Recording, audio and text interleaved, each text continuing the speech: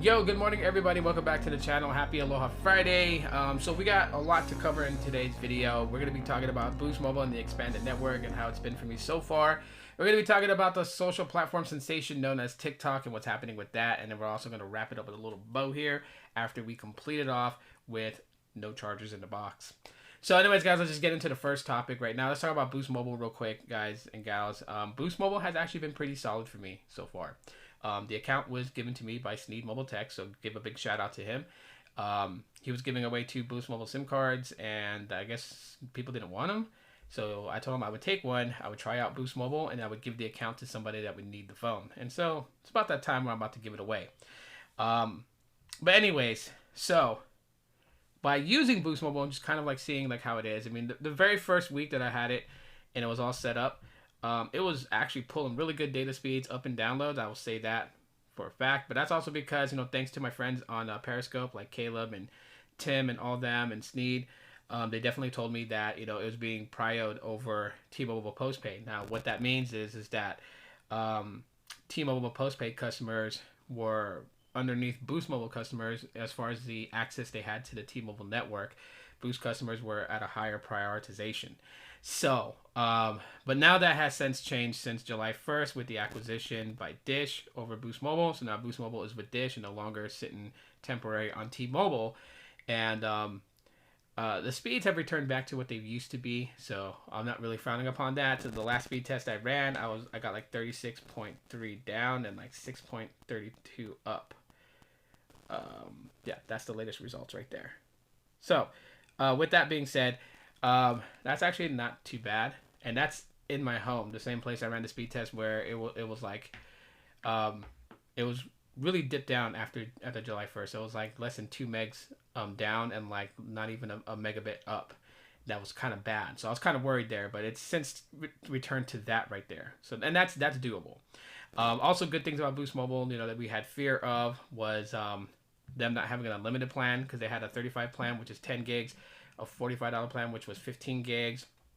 The $35 plan is hard capped. The $45 plan is soft capped.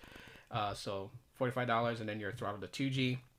And then 35, it's 10 gigs. When you pass that, you're cut off data until the beginning of your next month.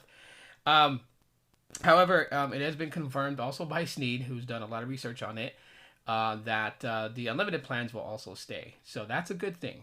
Because we had feared that Dish was going to get rid of that, and we thought that they were really weird for doing that, and they're not. They're keeping the unlimited plans, so that's actually really good. On top of that, it's also been said that Boost Mobile is going to be bring your own device, and really what they're opening up on is people bringing their own device to Boost Mobile, as that's something that really wasn't a Boost Mobile thing.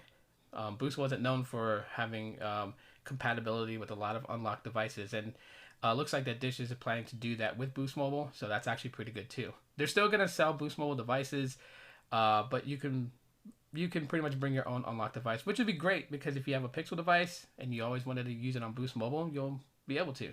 Now, I've tried recently to see if I can swap my Pixel 2 onto Boost Mobile. It still says device not eligible, so that's going to take some time for them to actually whitelist the IMEIs of Pixel devices to be able to work on Boost. You guys can hear my neighbors walking. God, they got heavy feet. On to the next one. And so what's going on with this social network company called TikTok? Why are there talks of the U.S. trying to ban them? And that's a very good question for those people that use TikTok but don't know exactly what's going on with current events. And so that's really easy in a nutshell. TikTok, if you didn't know what that is, it's another social platform based on short video clips. The reason why it's taken off and has been so popular is because there used to be a social platform service that did the same thing, and people got real creative on this old time platform. It was called Vine. You guys remember Vine, right? And so the same ideas carried on in TikTok, and people are making these short 15-second to 1-minute clips, and they get real creative with it. Let's just say that. But the problem is that TikTok is a Chinese-owned company, and some of the biggest fears is a national security threat. Now, a lot of people will laugh at that and joke around about that, but let me just say this right now. Just a little short political point of view here. Give you guys a warning. When it comes to countries battling for supremacy as being the superpower of the world, This is not the time where, we should take any type of thing that is to be considered a national security threat very lightly.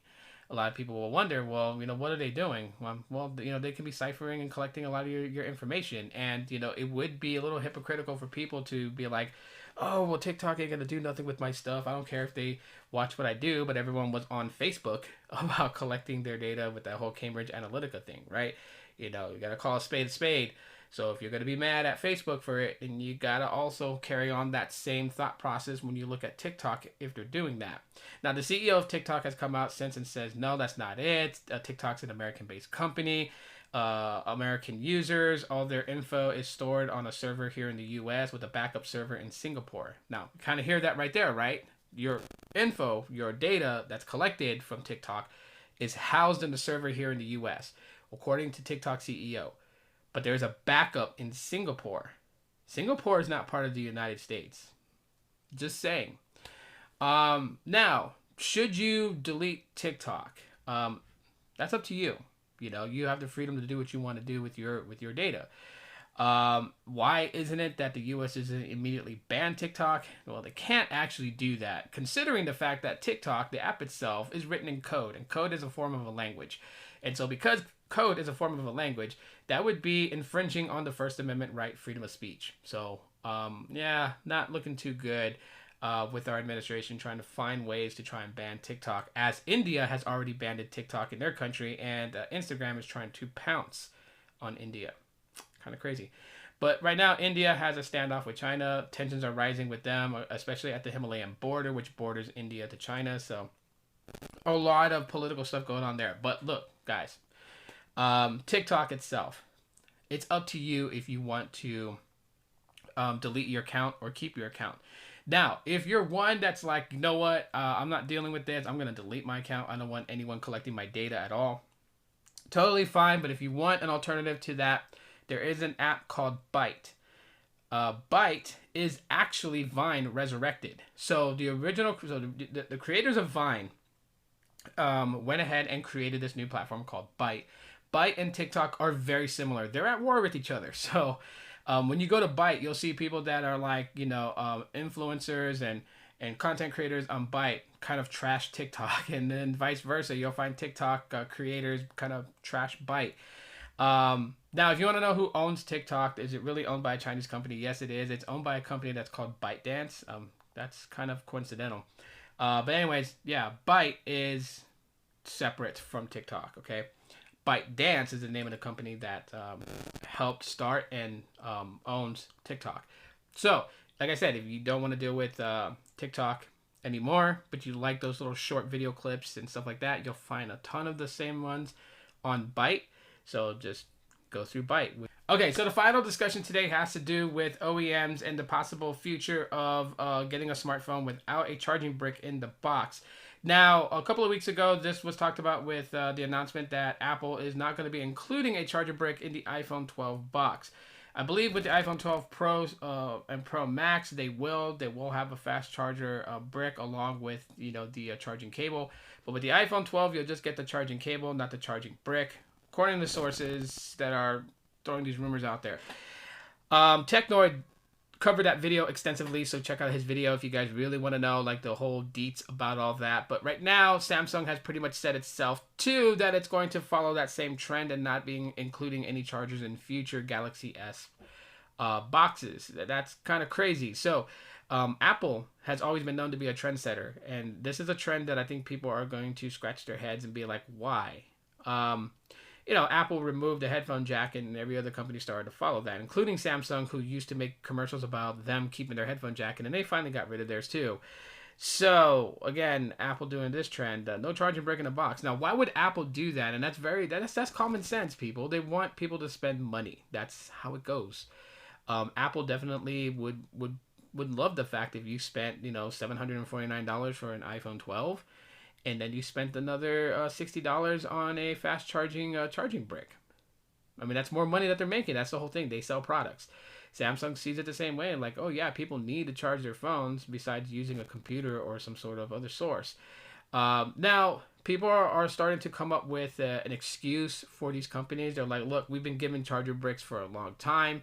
You know, if you have the most latest charger brick for your most latest device, it should be compatible and work with your, you know, Samsung device or work with your newest iPhone. And yes, that's true, but you know, people lose these things and things happen. So then what? If someone doesn't have an actual charging brick from the last time, they're to buy one, right? And then they're gonna buy one from Apple.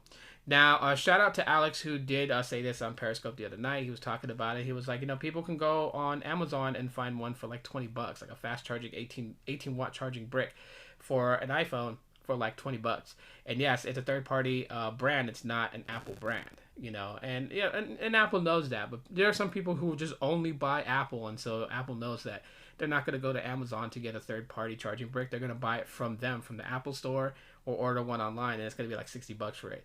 Samsung following in the same way, and so this is a trend that I think that's going to happen. We're probably even going to see Google with the Pixel actually do this too, which would be really stupid for them to do it.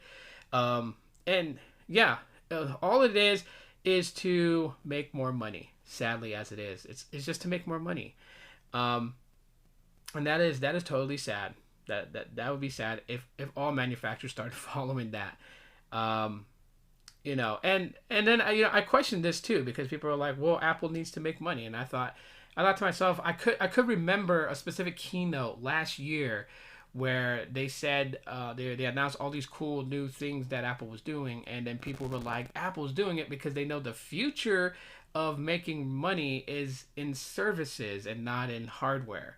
So everyone was like, you know, Apple TV, Apple Arcade, that's where they were going to make their money. And this move by Apple doesn't really reflect that, because if you were to look at this move and say, well, this is how Apple's going to make money, is selling iPhones, selling charger bricks as a side accessory, well, then you're still making money on hardware. So what is it, like a 50-50 split?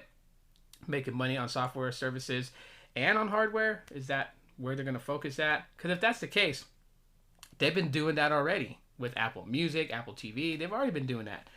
And, you know, yeah, it's just weird. So Samsung looking to do the same thing. We can expect that from LG. Maybe this could be LG's time to step up and say, we include charging bricks in our boxes. You know, LG has been a silent fighter in this whole mobile tech industry that's been putting out pretty good devices, just hasn't been very aggressive with their marketing and their you know, going after Samsung and other companies. And, you know, if Google does this is really going to hurt Google, because Google is under a magnifying glass like no other company. Every little thing they do, they are criticized for.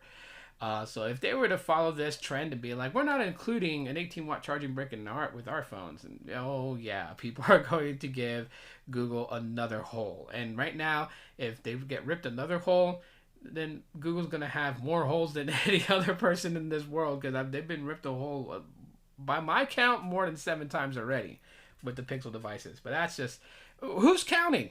So, anyways, yeah, that's pretty much it for today's episode. And I'm going to cover this a lot more extensive in tomorrow's podcast. So definitely be on the lookout for that. That will come tomorrow morning.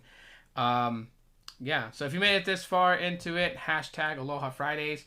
And, yeah, definitely enjoy your weekends. I was going to go get blood work done today, but I'm not feeling too well. So I guess I'm going to stay in today and just go get blood work done Monday. I don't know. I shared that with you guys. You guys are awesome. That's why I share some of my personal things in life with you guys, even though it really doesn't matter. I'm going to go. I'm going to go eat breakfast. You guys should too. Thanks for checking out today's video. Smash that like button if you guys enjoyed it. If you guys thumb down it, please tell me in the comment section why you disliked the video, but it doesn't really matter because it still helps circulate it. Shout out to TechNoid for that. If you just found my channel and subscribe, thanks for doing so. Hit the bell icon to be notified when I do upload future videos. And that is it. And as always, aloha.